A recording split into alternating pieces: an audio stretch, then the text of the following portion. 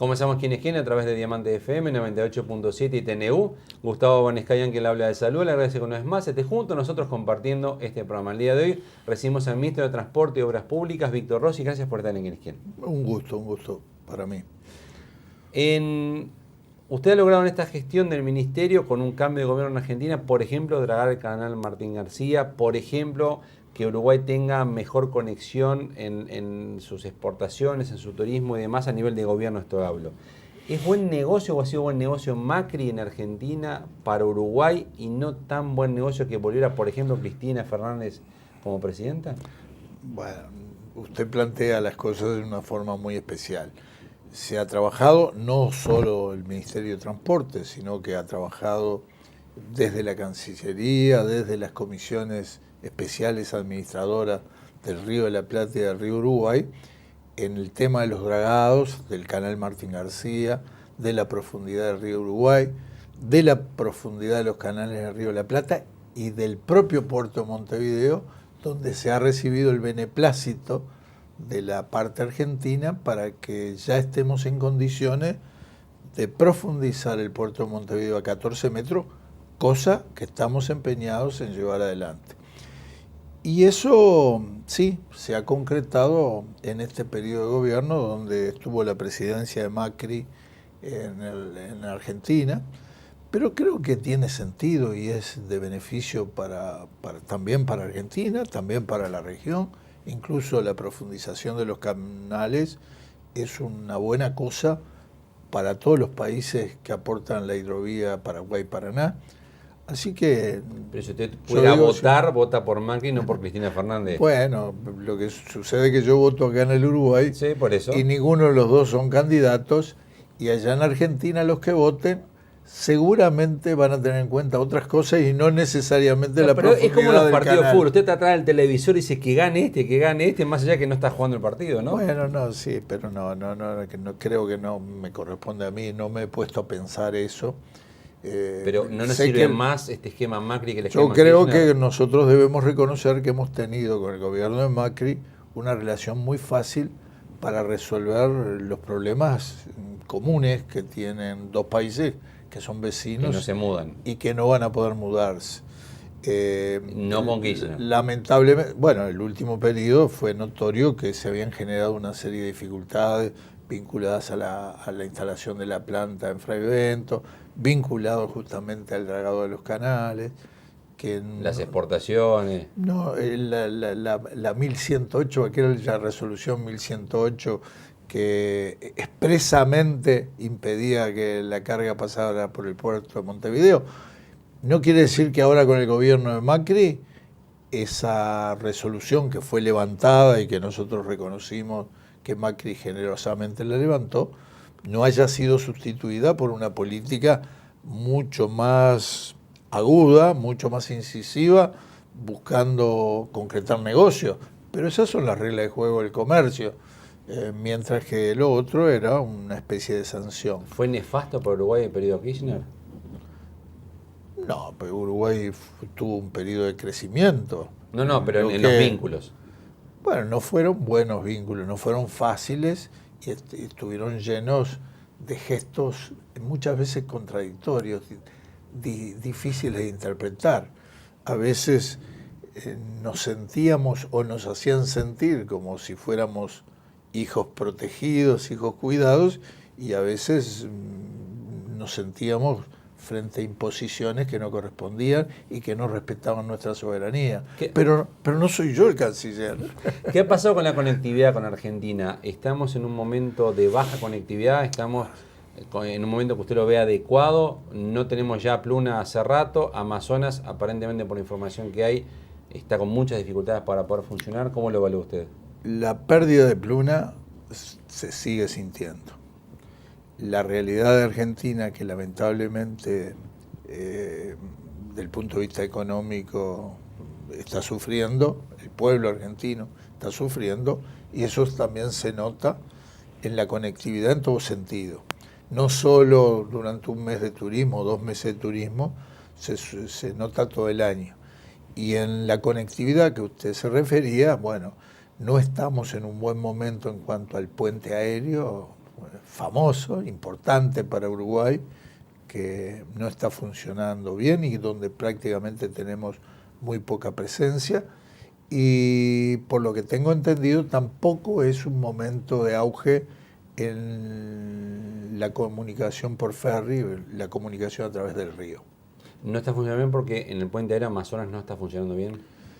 Bueno, yo creo que en el puente aéreo hay un acuerdo que establece un número de frecuencias para Uruguay y un número de frecuencias para Argentina.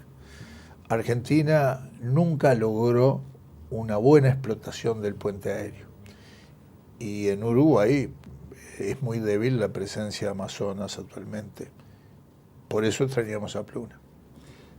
¿Precisamos una nueva Pluna en Uruguay? No, las cosas hace 75, 76, tal vez 80 años ahora, se había fundado las primeras aerolíneas uruguayas y cumplió todo un ciclo. Pero ni hora tener otra y vez. logró ir acumulando un patrimonio que iba mucho más allá del valor de sus Porque aviones. no sueña con tener otra vez una aerolínea de bandera. Pero que no es un problema.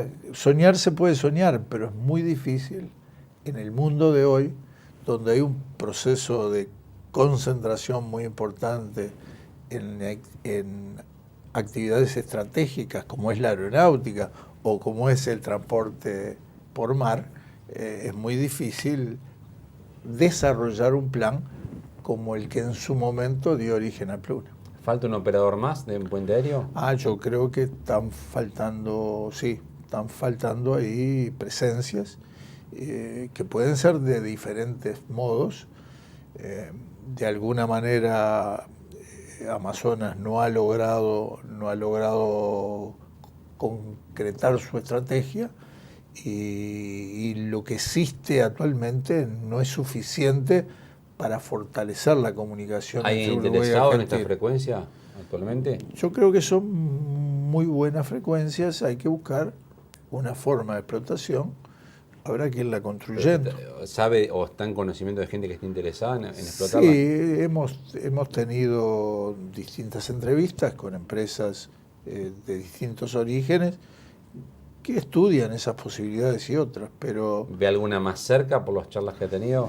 Nosotros tratamos más que especular, escuchar, estar atento, tratar de facilitar cuando aparece un interés firme, pero sobre todo empezar a ajustar nuestra estrategia y nuestra oferta para hacerlo eso posible. Y por eso ha sido muy importante cuando a fines del mes de abril anunciamos el acuerdo que a nivel de gobierno se había tomado para ser competitivos en el precio del combustible a la baja para los viajes aéreos. Pero ahí no hay ninguna interesada, ninguna compañía aérea interesada en Uruguay. Bueno, hay, pero no están suficientemente no están haciendo los trámites para certificar. Bueno, hay intereses, hay por estudios. Ejemplo, ¿de alguna? No. Yo creo que no hay que hacer ruido, hay que trabajar y construir. Y yo le decía la importancia del precio del Z1, pero además ahora estamos preparando un proyecto de ley con la idea de que se pueda tener las competencias, las potestades para la recuperación realmente a nivel internacional para algunos puntos del país que merecen tener un aeropuerto y que tal vez lo que no podemos concretar solos lo podemos empezar a construir con el apoyo, con el desborde que puede venir desde Argentina, desde Brasil, en Rivera, en Colonia. ¿Un esquema como el aeropuerto de Carrasco, privatizarlo? Y yo creo que vamos a tener que combinar lo que son las concesiones privadas, que son las que tienen el potencial para... los que pueden y saben cómo hacer ese tipo. ¿Cuáles son los aeropuertos que privatizaría? Y bueno, yo pienso en Rivera, creo que hay que discutir la opción de Salto, y seguramente en Colonia tendrá que haber alguna alternativa.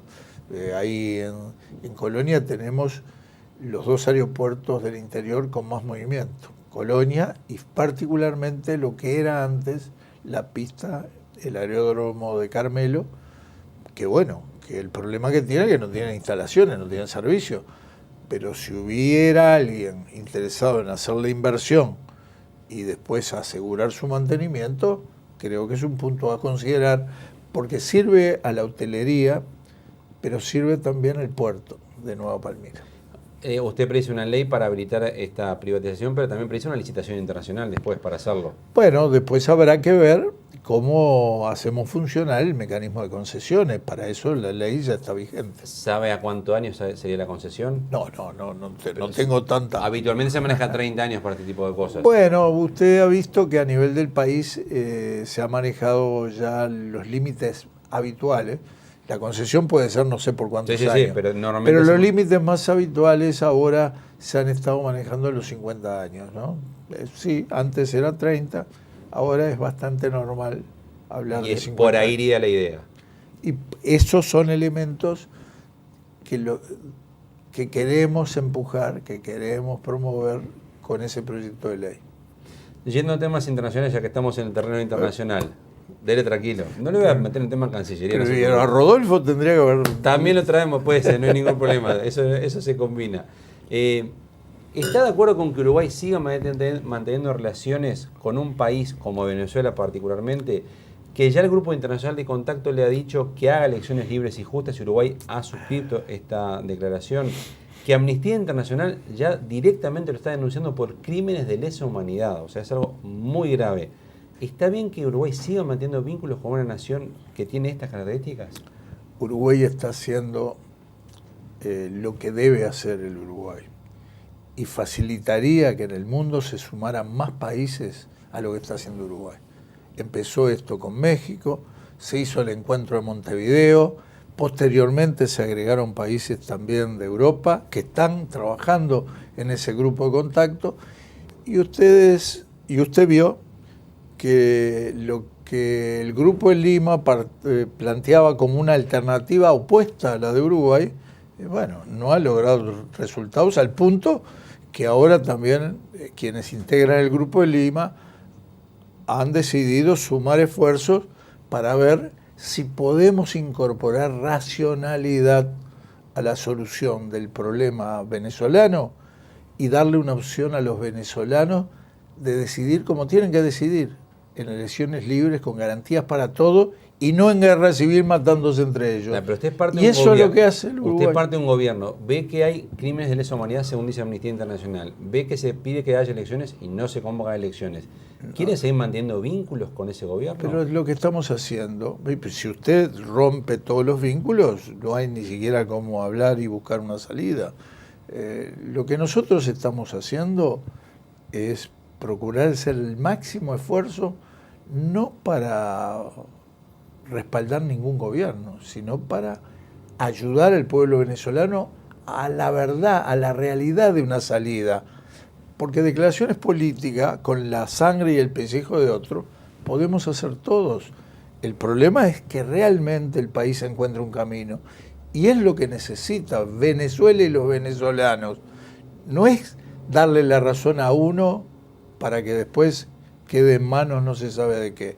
Es procurar hacer un esfuerzo para incorporar el sentido común y hacer funcionar, por decisión de los venezolanos, el país dentro de un marco democrático. ¿Nunca la intervención de otros países física en el lugar? No. Además la historia demuestra muchísimos ejemplos que todos terminan mal. A veces los hechos determinan que no haya otro camino, pero por la lógica de los propios hechos y no por una decisión previa. Hay demasiados gritando o especulando con la posibilidad de cortar caminos en el caso de Venezuela, y la realidad la estamos viviendo casi de fin de semana en fin de semana. Las cosas empeoran y sobre todo empeoran para el venezolano de carne y hueso. Pero Uruguay utiliza fuerzas militares que van a otros países, por ejemplo Haití, ha estado Uruguay. Pero no es el caso, la situación que se ha dado. O sea, hemos ido a otros países como uruguayos con nuestro ejército. Sí, pero no con el rol de intervenir para generar un conflicto que desplace o que decida gobiernos, sino para justamente asegurar que las soluciones en esos lugares donde estamos no se resuelven a través de la... ¿Apoyaría una intervención militar en Venezuela? En principio no. No lo descarta. Podría darse unas circunstancias donde algún apurado de estos que hay y hablan, sí, podría generar una situación donde tampoco sería bueno mirar para el otro lado. Pero en principio rechazamos la intervención. ¿Le invito a una pausa? ¿Cómo no? Continuamos a partir de la misma Quién es quién con el ministro de Transporte y Obras Públicas, Víctor Rossi. Le recordamos que el horario principal de emisión es jueves 22:30 en Televisión Nacional de Uruguay y que el programa se repite viernes 10 de la mañana en Diamante FM 98.7 y sábados 11 de la mañana en Televisión Nacional de Uruguay. Pausa y continuamos en Quién es quién.